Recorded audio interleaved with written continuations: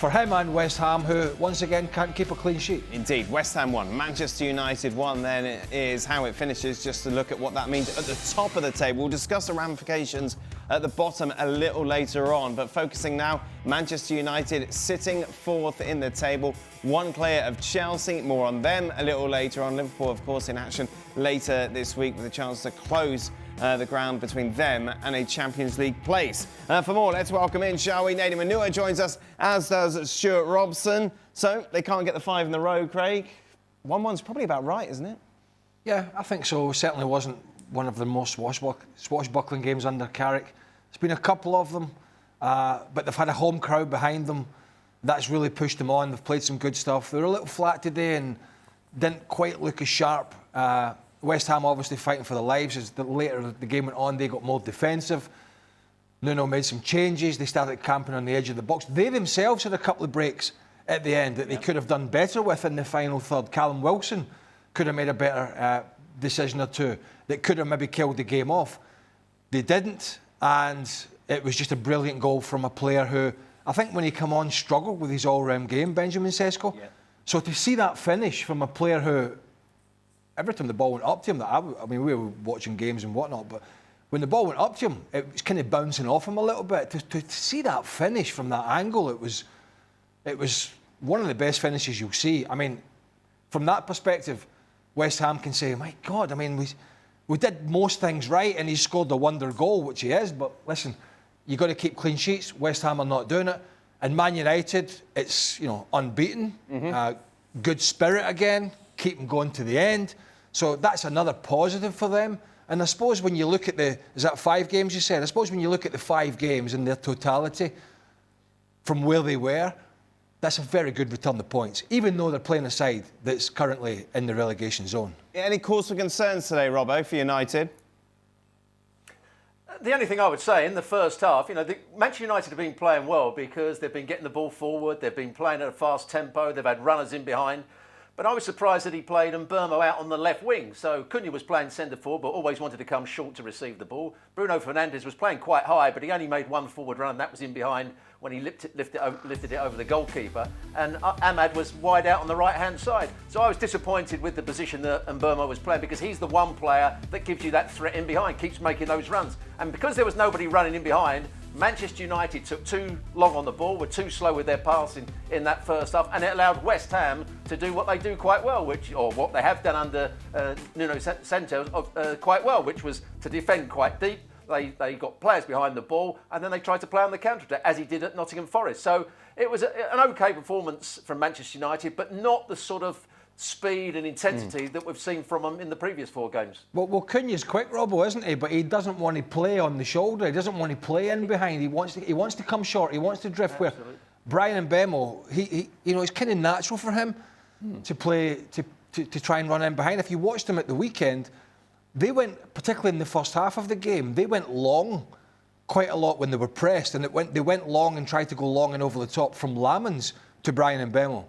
So that was a little strange, and I agree with Stuart, we didn't see Bruno Fernandes in as good of positions since he's moved back into this 10 role as we have in all the other games, and maybe that's credit to West Ham, because maybe they were flooding that area and he was having to go and find these spaces. He was having to go and look for the ball more than he has been in games that have been a bit more open, and he's found some great spaces and he's really linked that midfield and forward line. We didn't really see that today. It wasn't a disaster for Man United, and they dug a point out. And they're very much in this race for Champions League football, which is, bearing in mind where we've been with this Ruben Amorim conversation when he was at the club, was kind of unthinkable in some sense. But it seems at the moment, Michael Carrick is getting a tune. Today was a small blip. But when you look at Liverpool's struggles, and when you look at Chelsea have dropped some points, and you look at the rest, Manchester United are very much in this race for Champions League football next year. Just a bit of a blip, Nathan. That is generally how it feels, doesn't it? Yeah, I would say so. I think in the previous 4 games, you've seen them play a more expansive and exciting game of football at certain times. They've obviously been robust within that.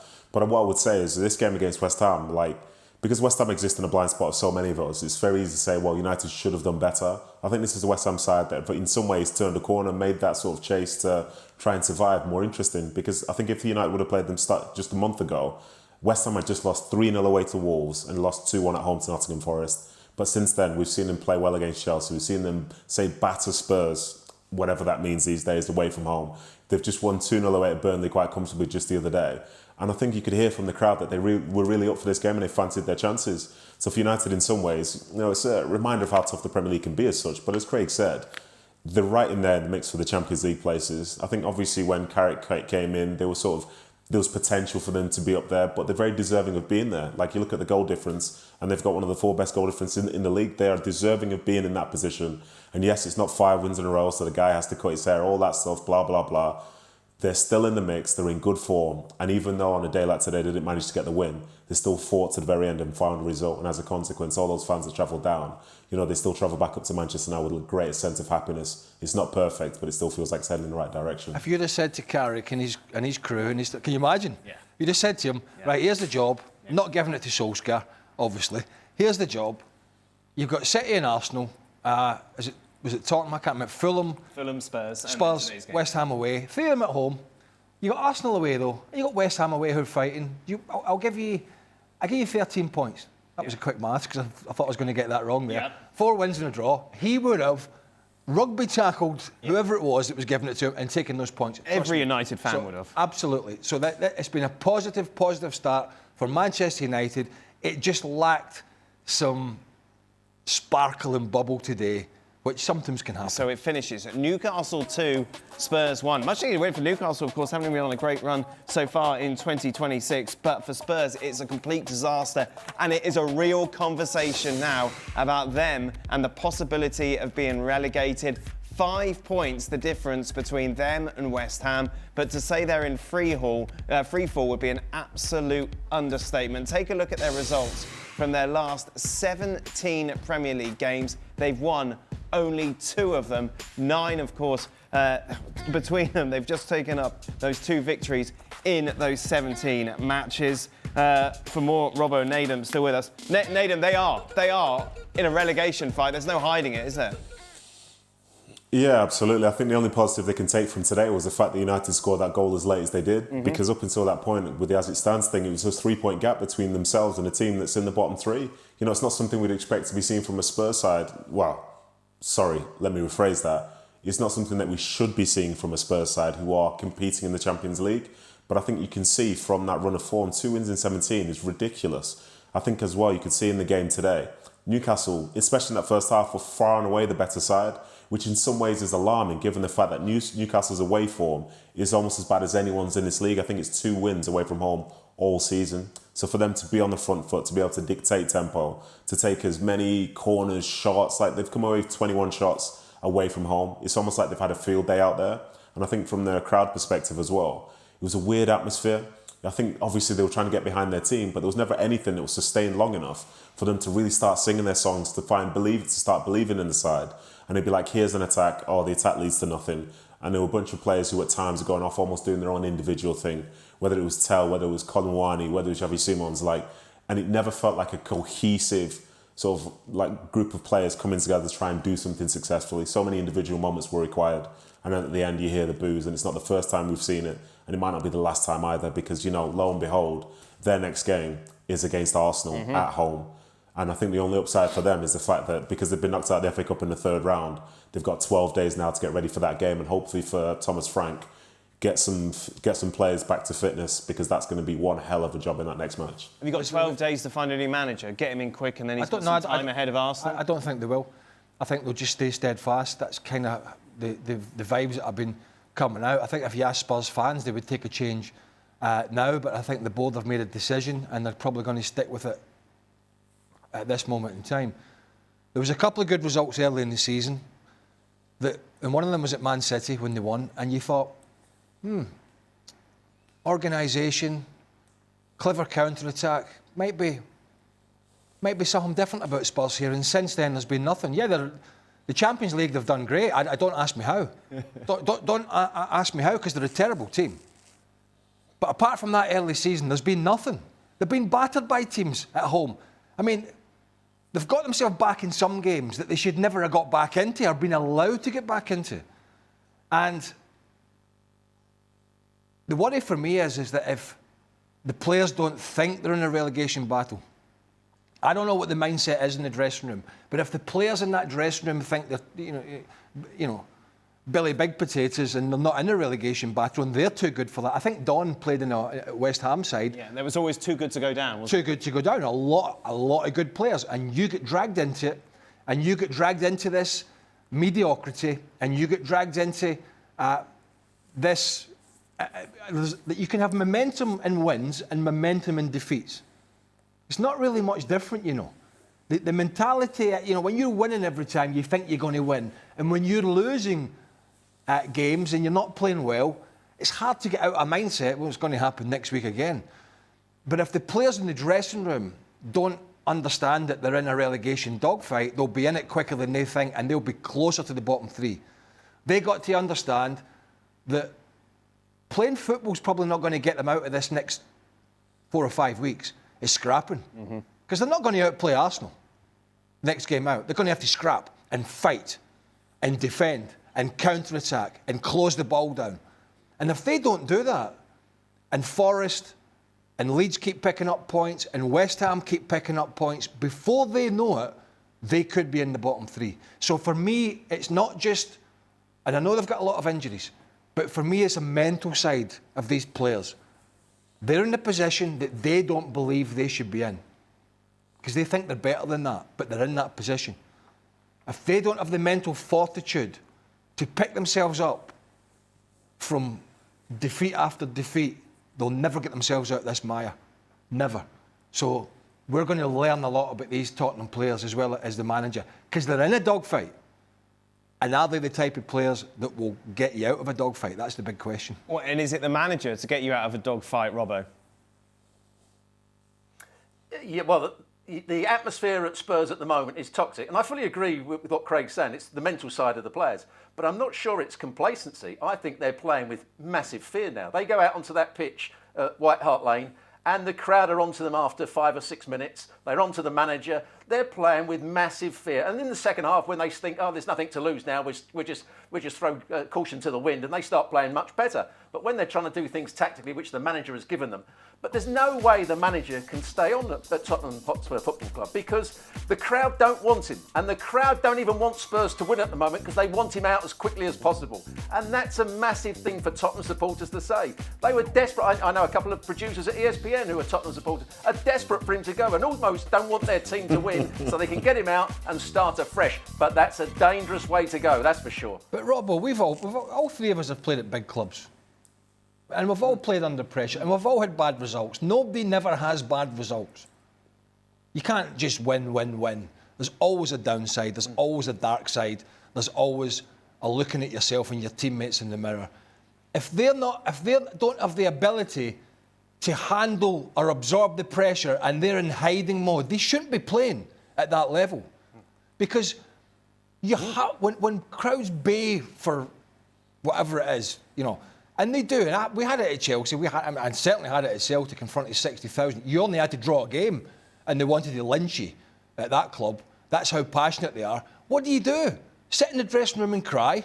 And the only way to change that is to go out and get results. But don't you need the right manager, maybe? A fresh air to come in to kind of appease the crowd, change things in the dressing room. Because at the moment, that's but the manager's not going to appease the crowd. The crowd, because he's not going to. If you've got a crowd who don't like the manager, which this crowd clearly don't. They don't like the players either. But if you can at least try and silence that criticism for a bit, to give you time to breathe, to give you time to try and get enough points to get out, it's worth that gamble to get rid of Thomas Frank, bring in someone now to the end of the season, get you across the line, and redress. I agree. I think he's look. He was great at Brentford, but being great at Brentford is what it is, right? They're a small club, done a great job, that football club. But I think when you look at Brentford now, you take a step back and go, sold all the best players, have a rookie manager in Keith Andrews. They're around 6th or 7th in the league, playing much better football. And so maybe Thomas Frank wasn't this sort of messiah for Brentford. He did. I'm not taking it away. He did a good job there. But maybe this job at Tottenham is just too big for him. And I know there's a lot of injuries. I know he's got a head case as a captain who's now got 3 games left of a ban. I understand all that, but there's been scenarios at the start of the season or just after the decent start of the season where the players, Spence and Van de Ven, remember, they were ignoring him coming off the pitch. Something's not right. And it seems to me as well that these players, as well as the supporters, might be quite happy to hang Thomas Frank out to dry. Well, that's the way it seems to me. Because how can you play so poorly in so many first 45 minutes of games? So we're in a situation, Nathan, where it's pretty much anyone but Thomas Frank to maybe take over in this window before the Arsenal game. I think you're being charitable calling it a window, to be honest, because there's still so many issues as well. And the amount of time, like for the position of it now, like the players have to buck up. As Craig said, it's not just the manager, it's some of those players. You can hear when certain people get the ball, the crowd are not having them. They're not keen to see them. They just don't have any belief in them whatsoever. And you can bring a new manager to the sideline. And, you know, it could be the biggest personality ever. It could be like the rah-rah guy that says, come on, get stuck in.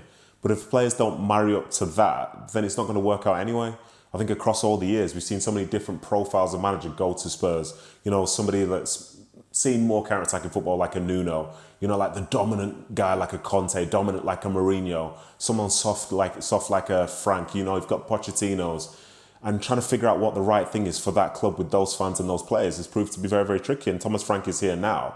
And you can almost sense the doubt that so many of them have in how his style of play works. But then it is made worse by the sheer number of injuries that they have. But still, you would expect, with the players that they can put out, with the 11 that they put out, you should be expecting more. Again, today, against the Newcastle side, that have been terrible away from home results-wise for the whole season. And again, that's another team that's in the Champions League. So, again, I suppose the thread is there. What is the value of the Champions League to the English teams when they can perform so badly domestically? But yeah, I think you could change the manager, sure. But is it still these players going to play that game against Arsenal? I don't think they become any less of an underdog. And you could say, well, just bed in, you know, try and do a low block and hit on the counter-attack. But as we've seen in recent weeks, they're not very good at doing that either. So I guess for me, you're just going to have to stick with it and hope that they can just perform out their skins in one particular game. Let's just take a look. Let's just remind you of how things stand at the bottom. Obviously, Wolves and Burnley are out of the conversation. I think that's fair to say they'll be in the Championship next season. West Ham, of course, have butt their ideas up, but have they butt them up enough to be able to guarantee safety for next season? Nottingham Forest are in that fight, of course. And Spurs are, aren't they, Robbie? We're not being sensationalists here.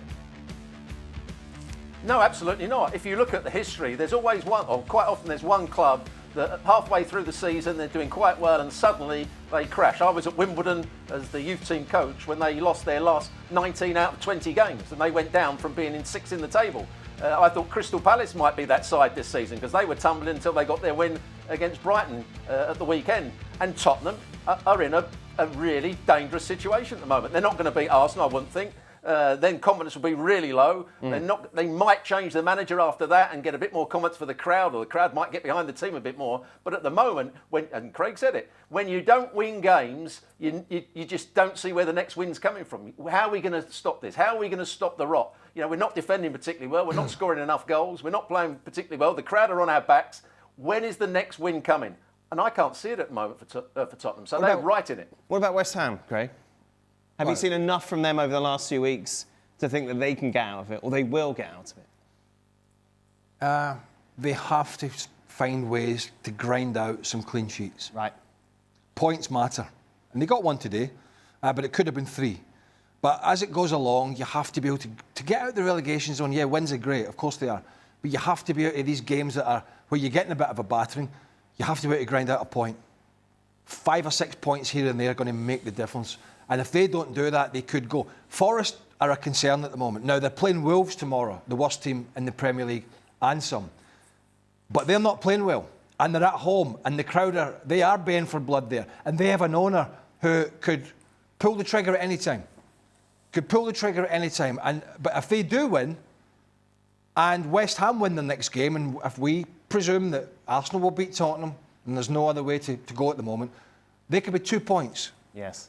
Above the relegation zone. Leeds are not out of it, but the one thing I'd say about Leeds, they've got pace about the game, they've got aggression, they've got physicality, and they will roll their sleeves up under Daniel Farke, and they will fight. The question is, do the others have that fight, and are they willing to do it? So If you're fascinated by the bottom... Who says you? Which is the other side that will go down? I think Forest could go this year. Your grandson supports Forest. Your family do. I just think there's a lot of negativity around. I think Nuno, who ironically the Forest manager, they fell out. I think he fell out with Edu after he came in from Arsenal. Edu had Marinakis' ear, all got messy. Ironically, he goes to West Ham. It's probably going to be them two, and maybe Spurs, maybe Leeds. But it's ironic that he could be the manager after that explosive press conference and about not getting support and Marinakis firing him when he got them to the Champions League. I got them into Europe. He could be the one. So you say Forest? To set them down. At the moment, I think Forest are completely shell-shocked and out of form. Who do you say, Nathan? For some reason, I've seen a lot of West Ham recently, and like the recency bias is going to have me say that West Ham are going to stay up. So I think I'm with Craig at this moment in time, and thinking that unless Forest finds some magic, I think it could be them. You wanted me to say Tottenham. You've only got one left. What do you mean? I don't want you to say Tottenham. I just can't believe you've done that to your grandson. Robert? I hate to have to agree with both of them because West Ham, I think, will get enough points. Yeah. They've got the confidence behind them at the moment, even though they didn't win the game today. The crowd believe. I know a lot of West Ham supporters, they believe in. They want to go to the games now. They think West Ham are going to be in a good run. So I think Nottingham Forest, having seen them the last two or three times, I don't think they're a particularly good team. So I think they're the side to go down. So it finishes Chelsea 2, Leeds 2. Leeds with 2 shots on goal, 2 goals. Meanwhile, Chelsea's 19 efforts could only find the back of the net twice. Taking a look at what that means, Chelsea, of course, very much in the hunt to finish in a Champions League spot. Currently, they sit 5th in the table. Nathan and Robbo still with us. Robbo, this is a weird game to look back at, really, because Chelsea did everything right, but win it, if that makes sense. Well, in the first half they did. The first 60 minutes, they were miles better than Leeds. They played some really good football. Cole Palmer had a free role. He could go on the left, he could go on the right. He was finding space in behind the centre forward. João Pedro was making some great runs. Enzo Fernandez was getting involved as well. They were playing little balls around the corner. Everything was going right for Chelsea, and Leeds didn't look as though they had any sort of threat going forward. And it all changed with the penalty. And suddenly Leeds started getting balls in behind, and the 2 young centre-halves couldn't deal with it. And they brought on Harto at half-time, the left-back, and they didn't deal with 2 or 3 balls that were played over the top and through a couple of balls that were played up to the front players. And suddenly Chelsea started to panic. Then, when Leeds got to 2-2, they dropped off and allowed Chelsea to play again. And Neto produced a couple of brilliant crosses that nearly went in at the far post. Obviously, that miss by Palmer. Chelsea deserved to win it, there's no doubt about that, because really Leeds only had about a 15-minute period in the game. But it's a wasteful evening for Chelsea. Yeah, wasteful, a good way to describe it, considering what the chances they had in the first half. Yeah, but when you let teams in with silly challenges, I mean, you see Caicedo gets a lot of praise, and rightly so, does a lot of things well, but he does a lot of rash stuff. Fortunately for him and Chelsea, most of the rash stuff he does is in the middle of the park. But that's the kind of challenge he goes in for a lot. And when you go in for those kind of challenges in the penalty area, you're running a huge risk, particularly in a game that you're winning 2-0, when you don't need to do that and you've got a defender there. It's not last-minute desperation. You don't have to dive in. And that's the little things that he does, along with his discipline at times. I think that he's still, he's a great player, but there's still facets of his game that he needs to brush up on. And sometimes that decision-making, and he's a brilliant winner of the ball back in the middle of the park. He is.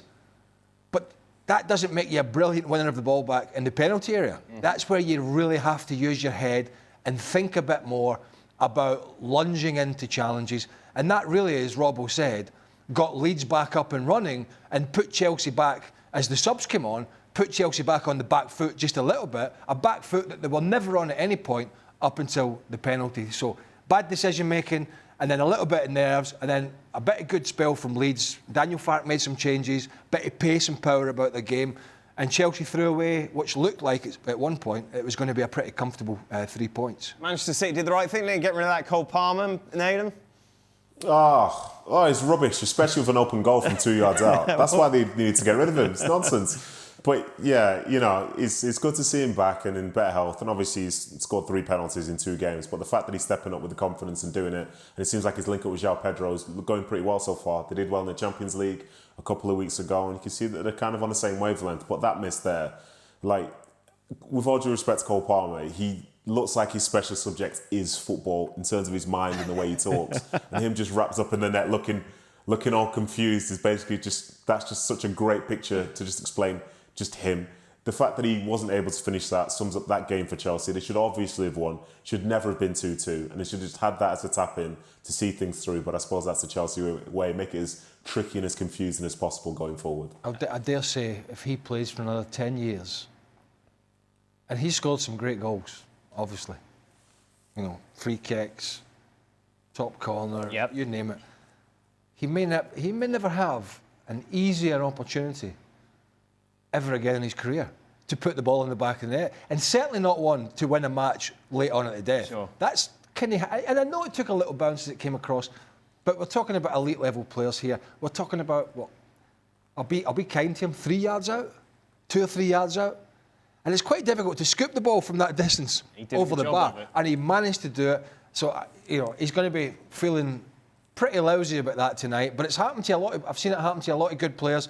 But he's a good technician. I'm actually shocked it was him that missed such an easy chance. Robbo, Craig didn't have a problem with that goal being given. Rosenior does. He says that the boys saw the handball and they stopped playing, which gave Leeds the advantage.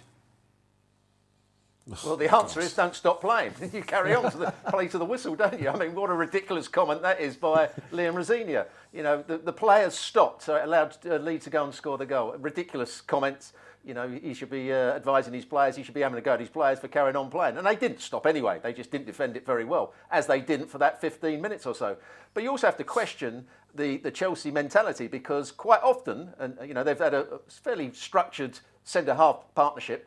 Again, they changed the back four again. They changed the back 2 centre-halves, and they didn't play anywhere near as well as some of the other partnerships that they've had. So if you keep changing the team, you won't get that defensive structure right at any point.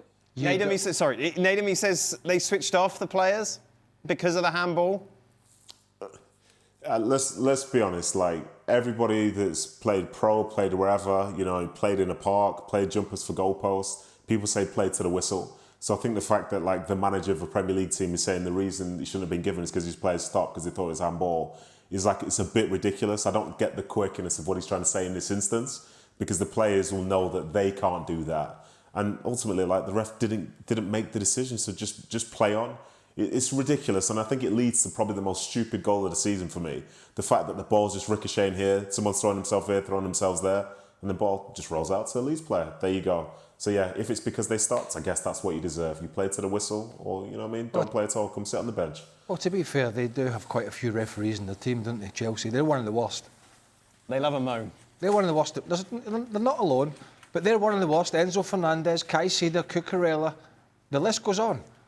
They are trying to referee the game all the time. So, and as the boy said, I mean, I can't say much more. I'm kicking lumps out of people and I'm launching the ball out of play until that referee's whistle goes. And that's the modern game. And that was the game 10 years ago, that was the game 20 years ago, that was the game 30 years ago. You played to the whistle. Never ever in the history of the game has there been a time more important to play to the whistle than now, because these incidents that happen around the penalty area that could have a consequence of a goal are usually let go to run in case a goal is scored, and then it can be rechecked, rather than the other way around. Rather than stop it and then go, oh, yeah, there was nothing wrong with that, I wish they hadn't stopped it. So the modern day player knows, particularly when you're around the penalty area, that unless it is absolutely cast iron, and that wasn't, the referee and the assistants are going to let moves go just in case a goal is scored, and then they can recheck it. That's the way the game is refereed these days, and somebody needs to tell some of these Chelsea players if indeed they stopped because they heard the whistle or they thought it was going to be a free kick, which I think is a load of tosh anyway. I don't think they did. Taking on Sunderland, this is a Liverpool side who have conceded the most 90th minute winners in the history of the Premier League, along with some other names. Of course, this was at the end of the season for them. There's still a third of this season to go. Arne Slot was asked about those late goals conceded in his press conference today. The amount of times that we conceded late goals in extra time is far more than usual. Yeah, the question is it bad luck or are we to blame? I think I've tried many different things. So I've made defensive substitutions and the ball went in, and I kept playing the same players and the ball went in. So we've tried a lot. And sometimes it feels, I can fairly say that we haven't been lucky. That is definitely true. Given all the setbacks and hits and the bad luck, how challenging has the season been for you personally? Would you say it's one of the toughest, if not the toughest you've ever had? Yeah, that's fair to say. By a mile. Because all the other seasons I've managed, that there was only positives. There was never, don't think I've ever lost 2 games in a row. In terms of making this an acceptable season, do you have to ensure there is Champions League football here next season?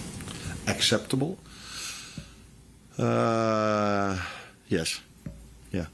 If we don't have Champions League football, it's definitely not been an acceptable season. You talk about obviously the model of sustainability. That relies so much, doesn't it, on that would have an impact on summer plans and everything else.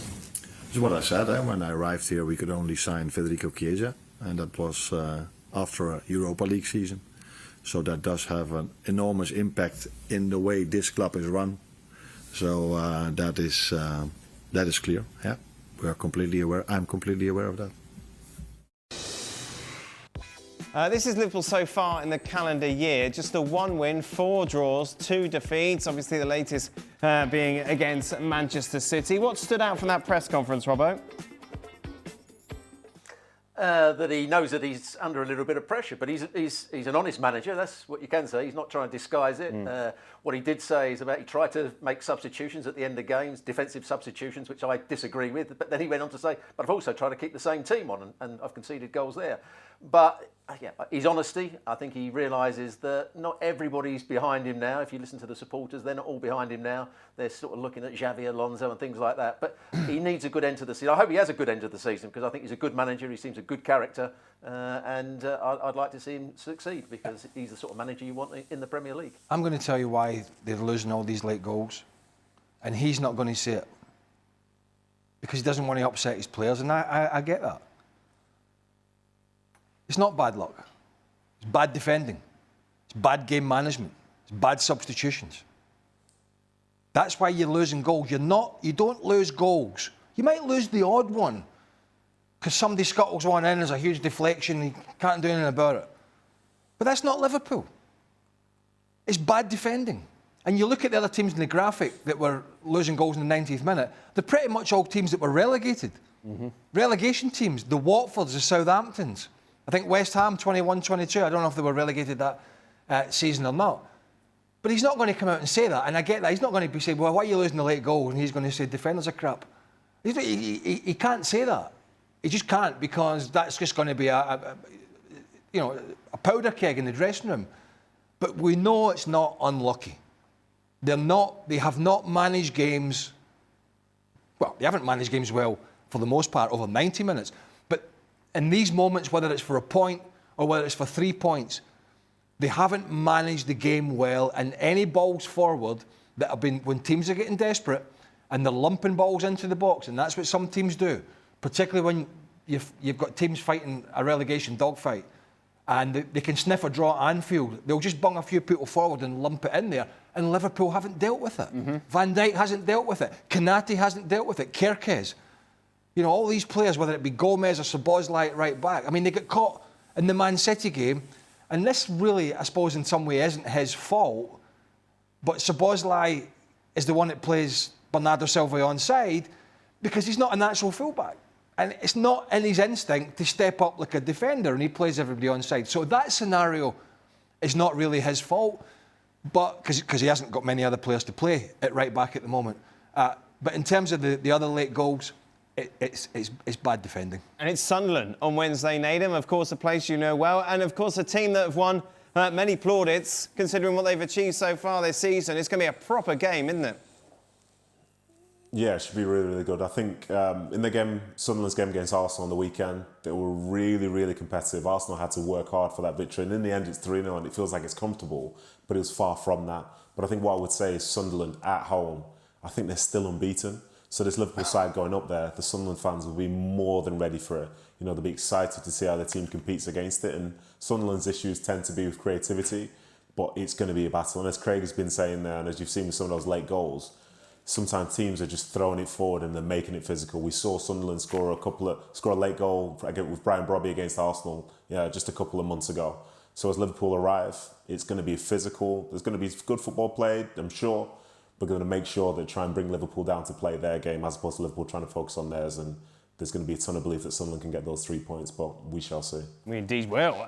Just taking a look then at all the fixtures that are coming up on Wednesday in the Premier League. We've got Sunderland against Liverpool. As Craig mentioned, Nottingham Forest taking on Wolves, a big test for Sean Dyche and his future at the club. Palace, Burnley, Villa, Brighton and Manchester City play host to Fulham. I'm going to start punishing my players for doing stepovers. What am I going to tell Michael Olise? What am I going to tell Lucho Diaz? And okay, a lot of people come to the stadium for this, and unfortunately when you miss it, I still think though for wingers it's still easy. A defender, if you miss something, it's going in your own goal. Or for a goalkeeper, if you miss something, it's going in your own goal. For him, he missed something and he went out for a goal kick. So that's why attacking players can try a little bit more than defensive players, and I encourage them. If I see a sign of arrogance or disrespect to the opposition team, nobody needs to say anything. I will say something. But in that moment, it's not what I felt. It's just, unlucky. And they showed probably every goal he scored 250,000 times on social media. And, it goes both ways. We can't escape it.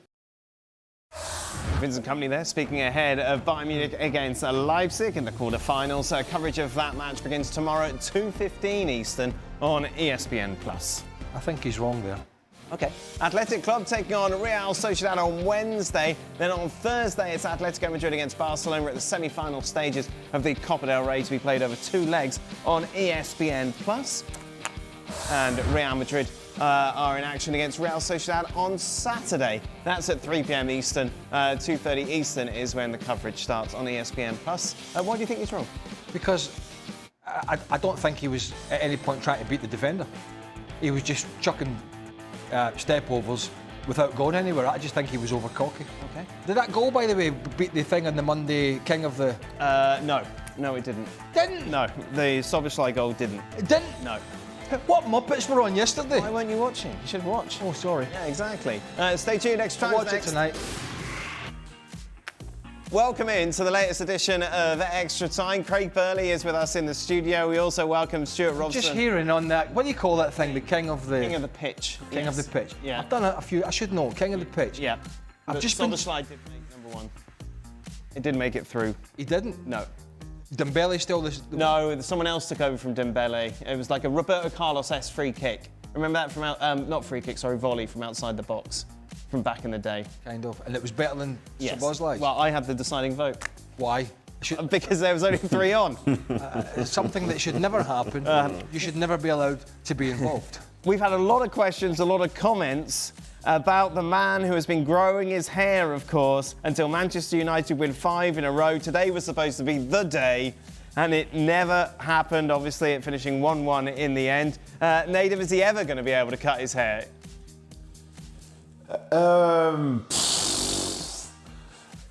Probably not in my lifetime, no. But to be honest, it's good for him. You know what I mean?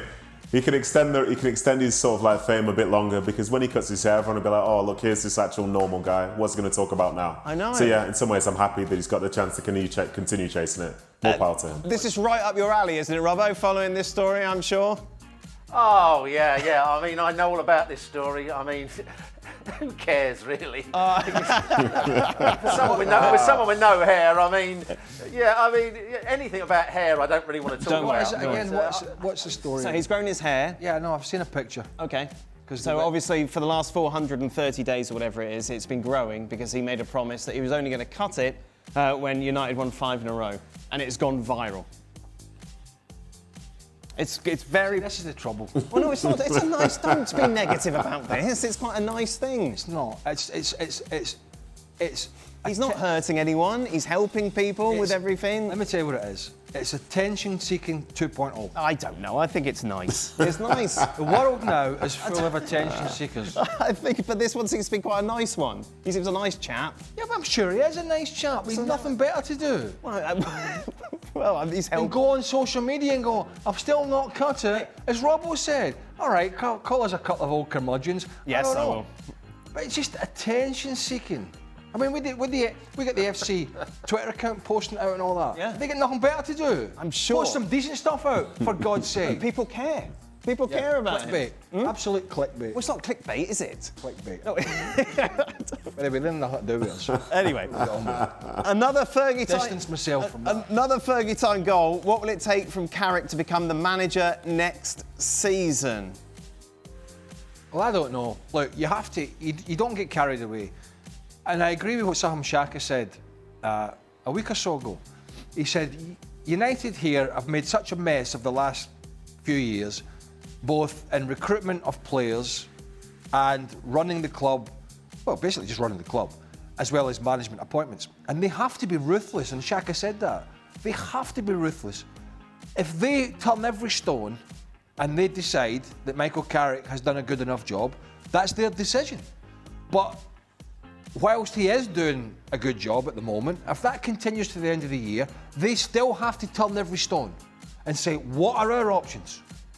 Not just sit and go, oh, Carrick's just doing, he's won 7 out of 9 now and he's done this and he's done.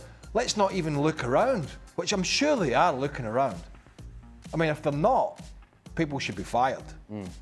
So you have, no matter how well he, and I don't know what the guys think, but no matter how well he is doing, you still have to be looking at all the other options out there. And if you think that other option, be it a much more experienced manager, is going to be better, then you have to let him go at the end of the season. It's not a fairy tale story. It's a multi-million corporate football club playing with the big boys. So if they turn all those stones and they still say it's him, that's their decision. The argument that Mark Ogden puts forward, Robbo, is why they should do it sooner rather than later. Is because, for example, if you hang around for Thomas Tuchel after the World Cup, you've missed out on a big chunk of time to be able to build a squad, to sign players that you need to play a certain system. Yeah, I suppose you could say that, but at the moment, I would give Michael Carrick that little bit longer to see if it's just not a flash in the pan and it's just a change of manager and he's doing okay. But remember, they've made some bad decisions, keeping Erik ten Hag when they desperately didn't want him. And because they won the cup final, they said, oh yeah, we'll keep him for a little bit longer. And everybody knew he was going to get the sack after a couple of months. Then they get Amorim, who they must have done their homework on, but he obviously wasn't the manager for them because he was stubborn. He didn't want to do what everybody thought he should be doing. He stuck to the same system. He didn't get the best out of the players. And he in press conferences, he almost wanted to get himself the sack. So they've made bad decisions before. I think they've got to give themselves enough time, as Craig said, to turn lift every stone up, have a look underneath. What is the best manager they can get for the style of football they want and the style of club they're trying to run? That's what they've got to do. They've got to wait a little bit longer, I think. Nedum, you're nodding in agreement? No, I'm nodding, but it's more so because I think with Carrick being in there now, I think this is a good case study for the people who are going to be appointing the next manager, because you look at the players who are already there and the ones who, could be there for another 1, 2, 3 years and think, is Carrick getting the best out of them?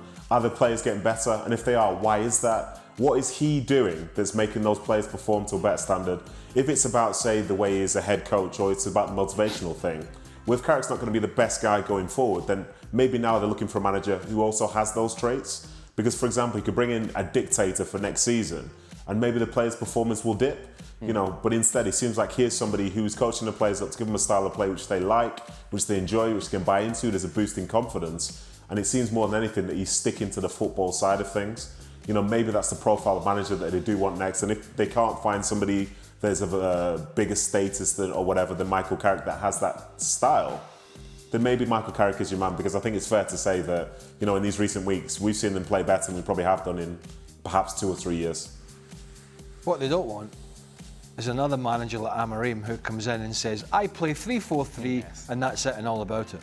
Because no manager does that. Some make more tweaks than others, some make more changes than others, but all managers make changes. And they're flexible. Otherwise, you're just going out buying players.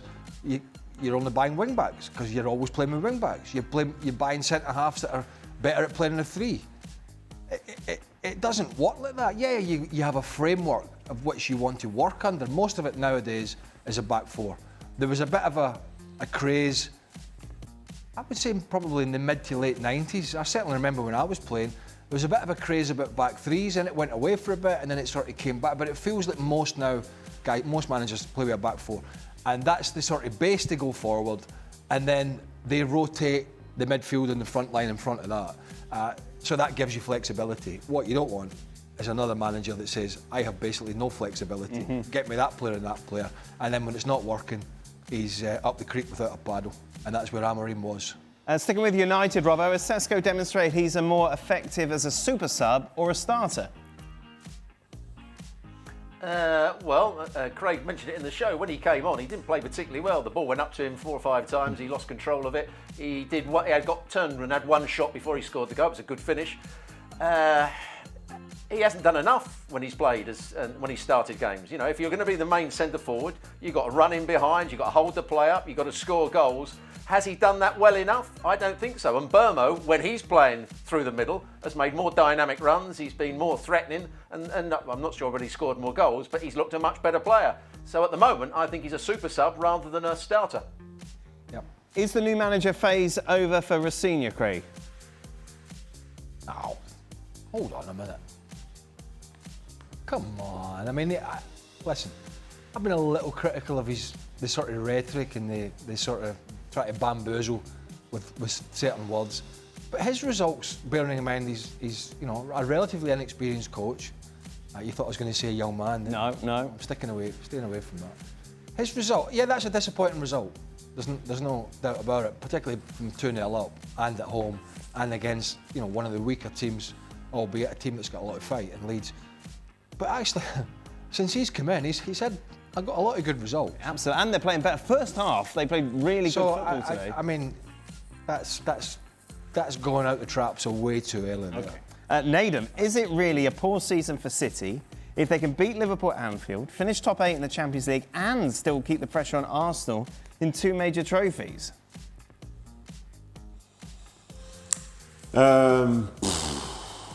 Poor season. I think the Champions League thing, the fact that they are in the top 8, that's mission accomplished, isn't it? It wasn't exactly the most beautiful thing in the world to see, but they did manage to functionally do it. I think the fact that they are in 8th will cause probably some issues further down the road.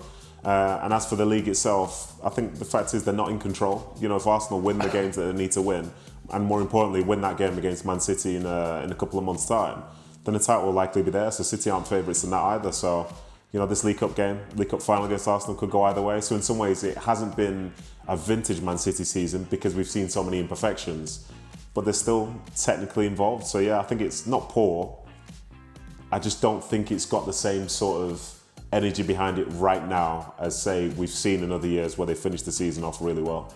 There was hardly any energy in that answer. Very negative. It'd be a surprise if Arsenal didn't win the league, and it would be a surprise if Man City did. Yeah. And I kind of think that's where we are. I think if they finish second, which they probably will, I don't think that would be a bad season. I think that's just a reflection of where they are, and maybe a reflection of the manager's time coming to an end. Not coming to an end because he's a bad manager, coming to an end because he's probably lost a bit of energy for the job, and all the sort of changes and frustrations and that go with it. So, yeah, I mean, in terms of what they've achieved, second is ultimately losing. But I kind of think that's where they are, particularly when you look at Arsenal's squad. Yeah. I think most other managers wouldn't even have City, to be fair, where they are in the league. The fact that Erling Haaland scored all those goals and then didn't, and then obviously there was that big result at the weekend again, but I just don't see them going all the way with Arsenal. Final question for you, Robbo. If you're setting up a Robbo FC team, who would you rather have as their manager? Conte, Mourinho or Simeone? Well, on his record, I'd go with Conte. Well, his record in Europe's terrible. Won, I'm talking about winning Serie A on a couple of occasions, winning the Premier League with Chelsea in his first season. He's done it everywhere he's been apart from Tottenham. and even did well with the Italian side when it was an absolute. He's never done it in Europe, though, has he, Robbo? Never done it in Europe. He's never done it in Europe. No. But I'm always about winning the league and worry about Europe at another date. So I would go with Conte first. I knew he was going to say Conte. He loves Conte. No, well, I think Conte at the moment is more, you know, if you're talking about recency bias, Simeone's struggling, has been for a couple of years. They get the odd spectacular result. Mourinho's definitely, you know, he's looking at international football, isn't he? But I think if you look at them when they're all in their pomp, it's Mourinho. You know, winning the Europa League with Porto, and then what did he do? He went to Real Madrid. Won it the next year, won the league. Chelsea, sorry, then Real Madrid. Won the league with Inter Milan. I believe won the Champions League with Inter Milan. So I think at the time he was, as he called himself, he was pretty special. Yeah. But that's certainly, you know, if you're high on the manager now between Mourinho and Conte, it would be Conte. Inter then Real Madrid. I got that wrong. Surprise. You shouldn't have jumped in. If you're not sure. Don't buzz unless you know the answer. Simeone, my God, I mean, he's done some really good things at Atletico Madrid, but I suppose I say the style of football, because the style of football the other play isn't always great. But I just feel that, I don't know, that success feels like a long time away then? Yeah, it does. It does. Nadem, do you have an opinion on this? Yeah, I'd go for Jose Mourinho, like a Jose Mourinho in his prime. And also, did he win the Champions League with Porto? Or am I making that up? Yes. Is that 2004? Oh, sorry, yes. He won the... I'm getting mixed up, because he won the Europa League against Celtic, and then the next year won the Champions League. You're right. Yes. You're right. There you go. Yeah. And he won the Champions League with Prime Inter, Mourinho for me all day long. Or did it visit Bayern? Robbo, does that change your mind? In their pomp, I think you asked me about now, didn't you? And I would say Conte was the manager I'd put in now. See, there's always an out. Exactly, especially with Robbo. And that is it. Very nice. ESPN FC is back on your screens tomorrow. Of course, Liverpool in action against Sunderland. Bayern as well, playing Leipzig in the Pokal. Be sure to... Sunderland. That's what I said. You said Liverpool. Sunderland, Liverpool. Oh, you're right. I thought it was Arsenal. They've already played.